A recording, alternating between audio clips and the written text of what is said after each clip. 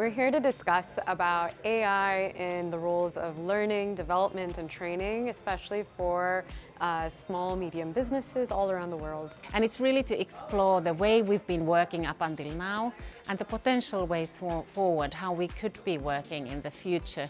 We should be talking about AI in ITC. If we care about development, AI is going to transform education. It's definitely going to change the way we teach, the way we learn. Today we had the possibility to go into a multi-dimensional approach on what can AI accelerate, augment, and add value into education and training. Secondly, we need to start from the right position. We cannot just, let's say, augment bad practices. We need to look at best educational practices and see what AI can add in terms of value. AI for education and learning is super important. I think over the last year what we've seen in the education space is the use of AI to make us more efficient. So we now are able to grade more stuff, we're able to make more videos, write scripts much quicker. But there's this other part as well, and this is what we're talking about today, is if we are more efficient, then what more can we do? And I think there's also a very interesting question around how AI can make us more effective at what we do as well as faster.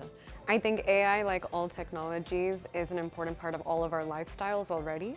Utilizing technology in your day-to-day, in your lifestyle, in your education is part of the natural trend that it's heading in. There's a big opportunity with AI to solve what's called the 2 sigma problem. When you give students one-on-one tutoring, they perform 2 standard deviations above the mean for what an average learner would.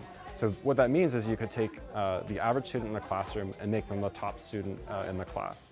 But now in 2023, with the new wave of AI, it seems like there is this ability now to actually go and give every single student their own personalized tutor.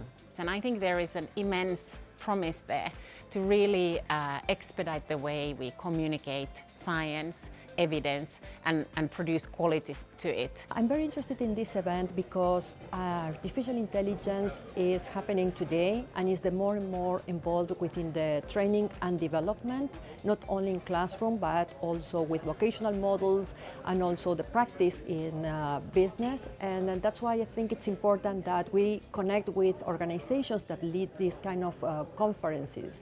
Well, we are here today to explore what should be done differently. I mean, how can we embrace this new technology?